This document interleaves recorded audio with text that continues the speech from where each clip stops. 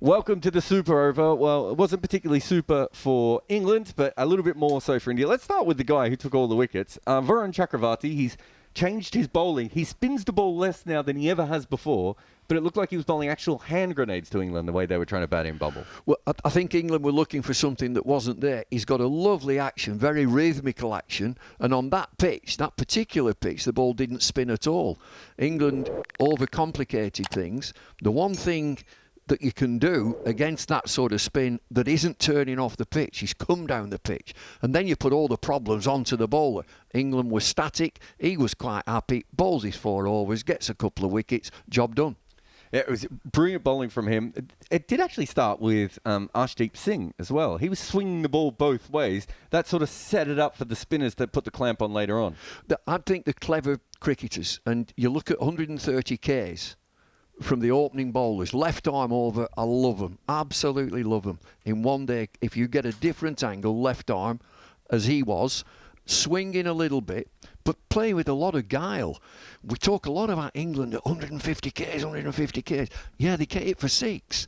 130 K with a little off cutter, a little leg cutter, a swinger here, a swinger there, gets his 2 wickets, bowls in the power play, no problem at all. Well, based on that, I was, no one who's coming in at the moment cares about the bowling. Let's be honest. All the Indian fans are like, why haven't they talked about Abhishek Sharma yet?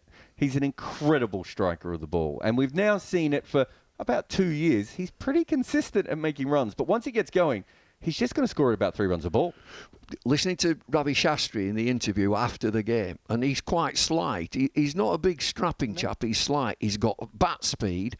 But I thought he looked really organised against pace, big pace, 150 K, getting back deep in the crease, going outside leg stump, saying in his interview that I've watched the England bowlers, I had a good idea what was coming, and he played accordingly. The other thing about his 79, 8 sixes. 8. Well, his big ability really is that he hits as many boundaries as other people, but there's so many sixes in them that you can't actually put anyone out on the boundary because he clears everyone's head. You can tell, and particularly Mark Wood, as he went 6-6, shock. Hang on, that's 150k I've just bowled, and is it 2 consecutively for 6? So the position that he gets in to hit the 6s, I don't care how fast it is, he's in position early and then plays accordingly. He looks a star. It is worth saying that England bowled, well, Atkinson may be a little bit down on pace, but Jofra Archer and Mark Wood were certainly not down on pace. Mark Wood bowled a ball that went through the wicketkeeper. It was just too quick. That seems like one team went in with spin and one team went in with pace. If England had a few more to defend, though, it would have been a more interesting, game. So the problem in that game, I'm not interested in England's bowling. They'd no chance. 132, not nearly enough. The game changes if you get 160, 170. Butler played very, very well, and he's just out there waiting for somebody to stay with him.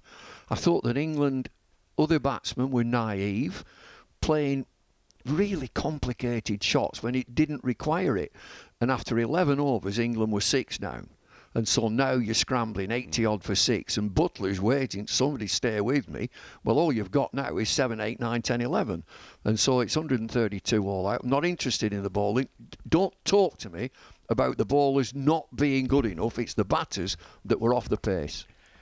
I want to talk about the captaincy, because I thought it was very interesting the way that when they didn't have many to defend, we had a leg gully, we had short leg. One stage we had 2 slips, a gully and a short mid on and a short mid off. Those not fields we saw under Matthew Mott. This is definitely the McCullum-led thing. And if you look at their batting, as you said, instead of trying to get Butler back on strike, we had a lot of guys trying to play big shots when the captain at the other end was the guy in form. So we are seeing what McCullum wants. He wants everyone to play shots, and he wants to attack when you need wickets with the ball. Well, that's absolutely fine, but they've got to play a lot better. Archer, I thought, was absolutely brilliant. Archer's spell was potent. At good pace, high action, hitting the pitch hard, gets his 4 overs off the reel, 2 for 21. He was absolutely fine. So I have no problem there. The naivety is not playing around Butler. Once you've got in, I mean, from a very early age, build partnerships. I don't care whether it's 10 overs, 20 overs, or a test match. Build partnerships, and it pushes their field back. England never did that. We didn't build partnerships, so we're all out 132, and it was a scramble, a real scramble. There was a little catch back to Adil Rashid, which might have helped, but that went down in his first over. Yeah, I thought, as you said before, 160, 170 would have been interesting. Yeah. You know, the way they went. India were allowed to play the way they wanted to play, but that's essentially what we saw in the whole game. That's the end of the Super Over. We'll be back after the next one as well. Hopefully, just a tiny bit closer the next game.